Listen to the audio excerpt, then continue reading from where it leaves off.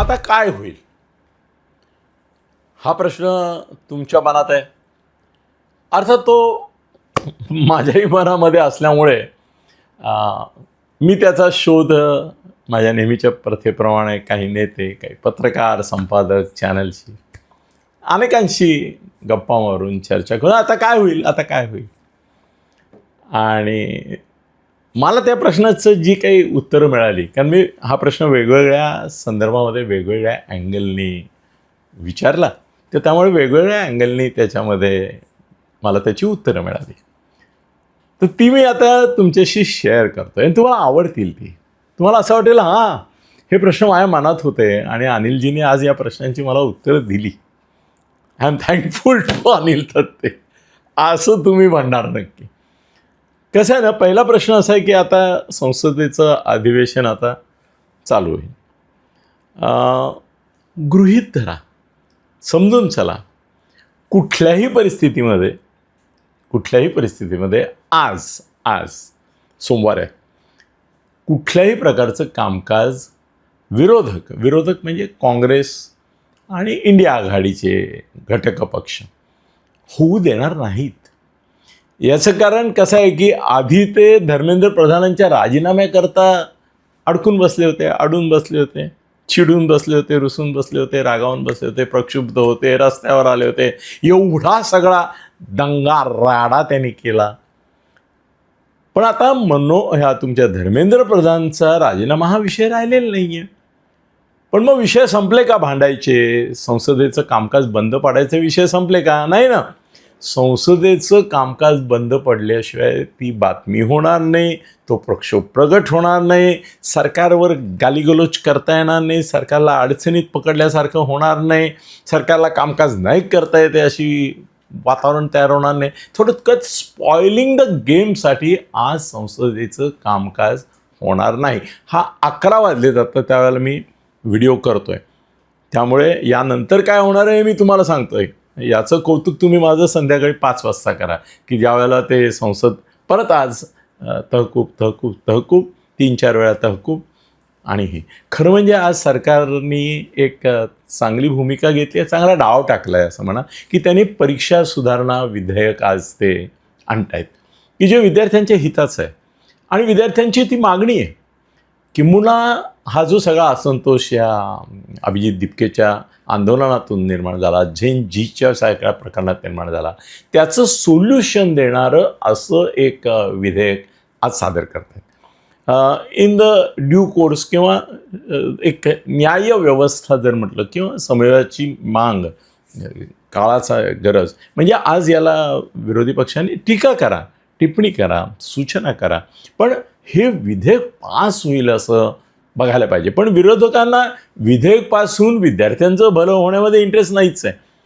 त्यांना सरकारला गोत्यात आणायचं आहे, सरकारला अडचणीत आणायचं आहे आणि त्याच्याकरता संसदेचं कामकाज बंद पाडायचं आहे. त्यामुळे संसदेचं कामकाज ते बंद पडणार, हे मी आत्ता सांगतोय, ते होणार. दुसरं, निदर्शनं करणार. ते लोकसभेच्या पायऱ्यांवर आधी करतील, परत नंतर करतील. परत एक लक्षात ठेवा की आता राहुल गांधीला संसदेत लढण्यात अजिबात इंटरेस्ट नाही. एक तर मोठ्या प्रमाणावर संसद सदस्य आता मोदींच्या पाठीशी असे आहेत की हे सरकार काही संसदेत गोंधळ करून किंवा संसदेत काही संख्याबळाचं काही समीकरण बदलून पडण्याची सुतराम शक्यता आज नाही, उद्या नाही, परवाही नाही. आता या सरकारला अस्थिरतेची भावना निर्माण करणं हे पर्पज आहे. हे सरकार स्थिर नाही, या सरकारला भवितव्य नाही, मोदी शहाना भवितव्य नाही, पुढल्या निवडणुकीत काही खरं नाही, आम्ही येऊ शकतो. आता देशातलं वातावरण बदललं आहे. हे वातावरण बदलल्याचा जर सेन्स आणायचा असेल तर तो रस्त्यावरच येऊ शकतो. रस्त्यावरच्या आंदोलनांमध्ये, आणि नुसतं आंदोलन करून बसलेत तिथे आणि घोषणा देत आहेत हिंसाचार.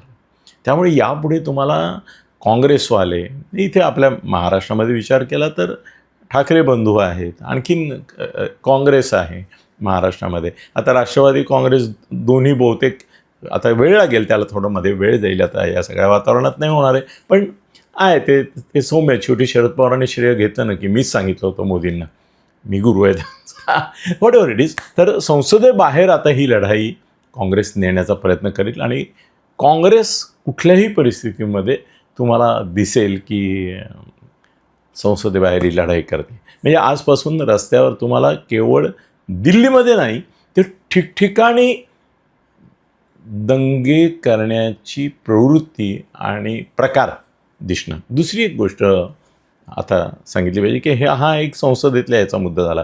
दुसरी एक गोष्ट अशी की मोदी शहा काय ॲटिट्यूड घेतील.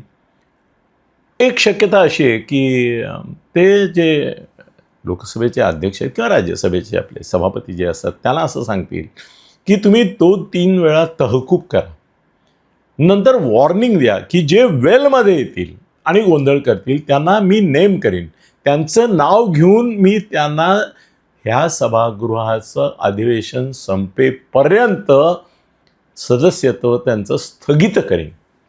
हा एक उपाय आहे, सरकार करू शकतं. असं सरकारने केलं आहे, काँग्रेसने केलं आहे त्यांच्या काळामध्ये, हे पण करू शकतात, याने पण केलेलं आहे. तर मला एक शक्यता अशी वाटते, जर संसदेत हे पास झालंच पाहिजे याबद्दल जर ठाम असतील तर कदाचित शक्यता अशी आहे की 3-4 वेळा स्थगित करतील किंवा आज पूर्ण दिवस स्थगित करतील. उद्या परत हे सकाळी बिल मांडायचा प्रयत्न करत असताना ते शक्यता मला अशी वाटते की नावं घेऊन राहुल गांधी असं करून काँग्रेसचे, समाजवादी पार्टीचे मुख्यतः आणि अगदी ठाकरे गटाचा तर काय जो एखाद दुसरा आहे तो आणि एकच आहे मला वाटतं आता, आणि आणखीन ममताचे पण काय 2-4 असतील, आणखीन कुणी असतील ते, त्या सगळ्यांना टोटल अपोजिशन बाहेर काढून सरकारने कामकाज चालवल्याचा प्रकार UPAच्या म्हणजे मनमोहन सिंगांच्या काळातही खूप वेळा घडला आहे. तो परत इथे घडेल. ते त्याला बाहेरच काढतील की जा काय बाहेर रस्त्यावर दंगे करायचे ते करा, रस्त्यावर तुमचा काय समाचार घ्यायचं ते बघू, संसदेत आम्ही कामकाज पास करतो, ही एक शक्यता आहे. पुढला तुमच्या मनामध्ये विषय आहे की आता आज बातम्या अशा आल्या आहेत की ज्यांचे फेसेस आलेले आहेत पण जे दंगा करताना दिसत आहेत, कुठेतरी मारामाऱ्या करतात दिसत आहेत, दगड फेकताना दिसत आहेत, त्यांच्या घरात जाऊन पोलीस आता त्यांची हे करायला लागलेले.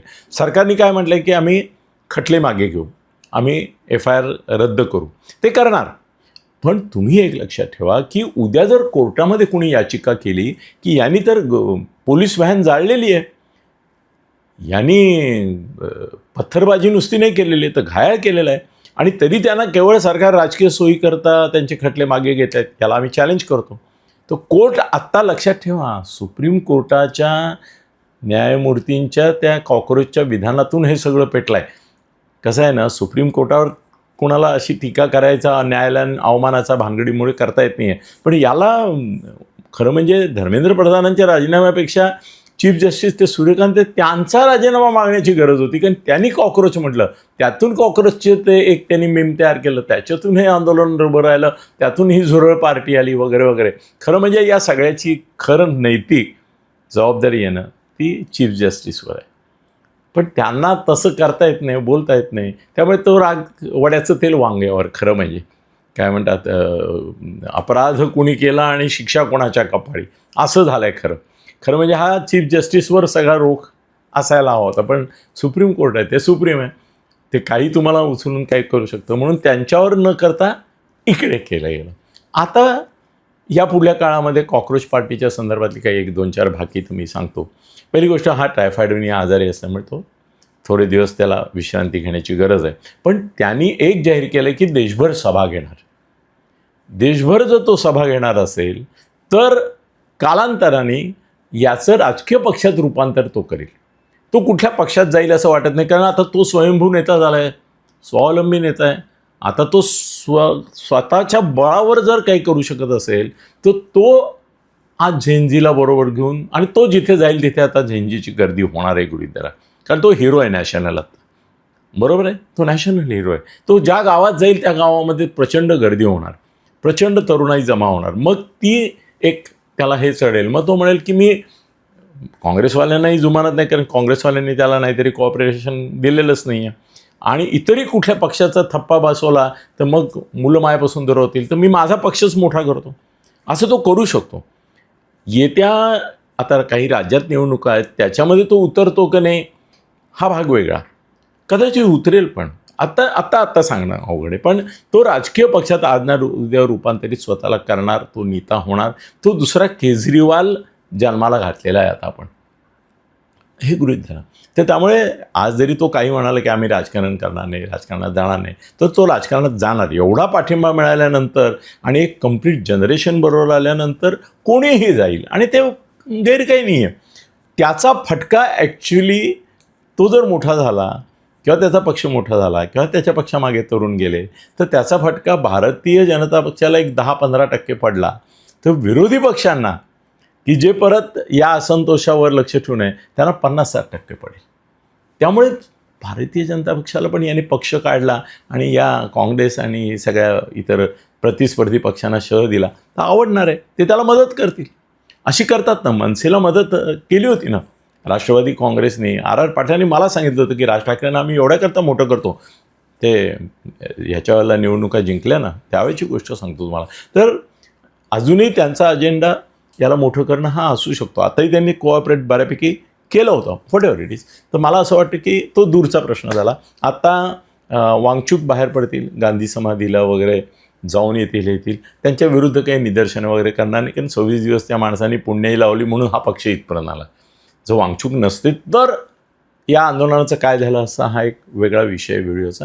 पण वांगचूक हे मला असं वाटतं आता लडाखला परत जातील, ते इथे थांबणार नाहीत. कारण आता त्यांनी तर देशावरच एकदम की या अशा देशामध्ये मी विचार करतोय वगैरे वगैरे, म्हणजे ते आता लडाखला परत जातील. कॉम्प्रोमाइज त्यांचं जर झालं असेल तर जेव्हा लडाखला राज्याचा दर्जा मिळेल किंवा राज्याचा दर्जा, आता काश्मीरला कुठे राज्याचा दर्जा आहे, तरी पण विधानसभा आहे, तसं जर विधानसभा तिथे असेल तर ते निवडणूक पण लढवतील. त्यांचा पक्ष कदाचित पुढे आणतील, कदाचित भाजपचा पाठिंबा घेतील किंवा घेणारही नाहीत. भाजपचा घेतला तर एका वेळी त्यांना अडचण होईल, व्हॉट एव्हर इट. पण he will be in active politics now, he will be in power politics now. तर तो हे होईल. इकडे केजरीवाल आहे, त्यांचं लक्ष आता पंजाबवर आहे. त्यामुळे ते याचा फायदा घेऊन पण यांना बाजूला ठेवून काँग्रेसला कसं करता येईल ते बघतील. पण एकूण मोदींची भूमिका मला असं वाटतं की थोडीशी आत्ता कॉम्प्रोमाइजची राहील. कसं आहे की सर्वनाशे समुत्पन्ने अर्ध्यम त्यजती पंडिता. ज्यावेळेला सर्वनाशाचा वेळ येते त्यावेळेला अर्ध सोडून देतात. मोदी आणि शहांमध्ये ते शहाणपण आहे. त्यांना जरी आपण आक्रमक, लढाऊ, जिद्दी, त्यानंतर एक प्रकारचे हट्टी, दुराग्रही वगैरे सगळी विशेषणं लावली तरी आत्तापर्यंत तुम्ही बघा की कृषी कायदे त्यांनी मागे घेतले. कामगार कायद्यांबाबतसुद्धा ज्या काही मागण्या होत्या त्या थोड्याशा अकोमोडेट केल्या. अशी आज एक 5 उदाहरणं मी सकाळी याच्यावरून काढली होती की ज्याच्यामध्ये मोदींनी पण माघार घेतली. तर त्यामुळे ह्या प्रकरणामध्ये आता ते बिल आणलं आहे त्यांनी, हे आणलं आहे वगैरे, ते थोडंसं अनुनय करणार. कसं आहे की जो वर्ग असा, तर मराठा आंदोलन बघा ना महाराष्ट्रामध्ये केवढं पेटलं. पण झाला ना समझोता, झालं ना तडजोड, झालं ना सगळं ॲडजस्टमेंट. आज मनोज जरांगे जो यांचा जीव घ्यायला निघाला होता, आमदारांचा जो हे करायला निघाला होता, तो मनोज जरांगे आज फडणवीसांचे आभार मानतोय. कुठपर्यंत तो आला ह्याचाही मनोज जरांगेच करणार ते. शक्यता मला ही वाटते की अत्यंत तीव्र विरोधात गेलेला आय काढणारा मनोज जरांगे आज फडणवीसांना काय काय विशेषणं लावतोय. मला असं दिसतं आहे की जर मोदी शहांनी ठरवलं आणि ते ठरवणार, त्यांचा ब्ल्यूप्रिंट हा आत्ता संघर्षाचा नसणार.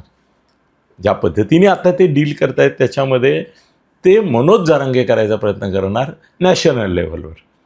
आणि एकच या सगळ्या याच्यामध्ये गोष्ट आहे की हे सगळं जे आहे ना हे आता काँग्रेस पेटवण्याचा प्रयत्न करणार, त्याचा फायदा घेण्याचा प्रयत्न करणार. इंडिया आघाडी जी आहे ती याचा फायदा घेण्याचा प्रयत्न करणार. याला एक जालिम उपाय असा आहे की दुसरं काहीतरी अक्राळ विक्राळ अशी एक सिच्युएशन निर्माण करायची की त्याच्यापुढे हे सगळे विषय आणि या पक्षांच्या सगळ्या ज्या अजेंडा आहेत ते उधळून लावले जातील. आणि मला आज तरी एकच अजेंडा दिसतो की ज्याचं नेतृत्व आदित्यनाथ करू शकतात त्या प्रकारच्या वातावरण निर्मितीचं, आणि ते म्हणजे हिंदू आणि मुसलमान यांच्या मताचं ध्रुवीकरण होईल अशा पद्धतीने देशभरामध्ये मोठ्या प्रमाणावर हिंदू मुस्लिम तणाव निर्माण करणं. माझा अंदाज असा आहे की एकीकडे यांचा मनोज जरांगे करायचा प्रयत्न करतील, ते म्हणजे कॉम्प्रोमाइज करतील, त्याला सांभाळून घेतील, त्याला काय लागेल ती मदत देतील, त्याचं महत्त्व वाढवतील, त्याच्याबरोबर मिटिंग घेतील, तो गावोगावी जिथे सभा घेईल तिथे त्याला अन्न पाण्याची पाकिटं पण देतील, व्हॉटेवर करतील, त्याला ते गुंडाळणार.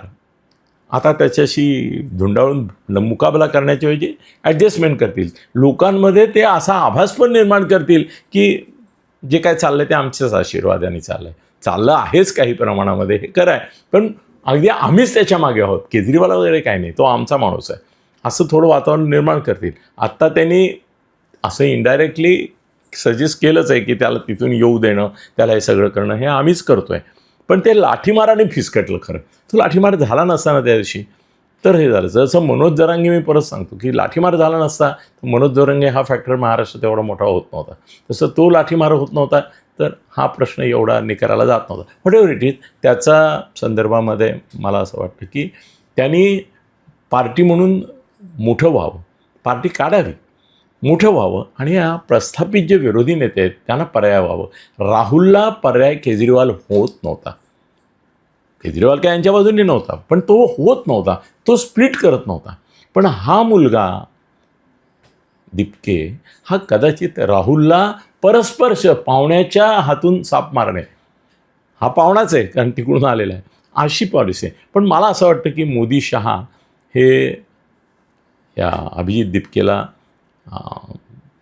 पाळणार असं नाही म्हणत आहे मी, याच्या बाबतीत पाळणार हा शब्द वापरू शकतो, पण सांभाळणार आणि त्याचा उपयोग करून घेणार. त्याचा दुरुपयोग करून आपण मोठं होण्याचा प्रयत्न ठाकरे किंवा तिकडे वरती गांधी परिवार करायचा प्रयत्न करणार. पण मोदी आणि शहा हे मोदी शहा आहेत, हे कबूल करायला पाहिजे. ते काय म्हणतात त्याला, गळ्यात पडून सुद्धा गळा दाबतात, याचा अनुभव अनेक पक्षांनी घेतला आहे, नेत्यांनी पण घेतलेला आहे. तो अनुभव ते अभिजित दिपकेच्या बाबतीत देऊ शकतात अशी ही एक कल्पना आहे. पण एक लक्षात ठेवा की अभिजित दिपके हा विरोधाने संपत नसेल तर प्रेमाने संपायचा हा ब्ल्यूप्रिंट असू शकतो. धन्यवाद.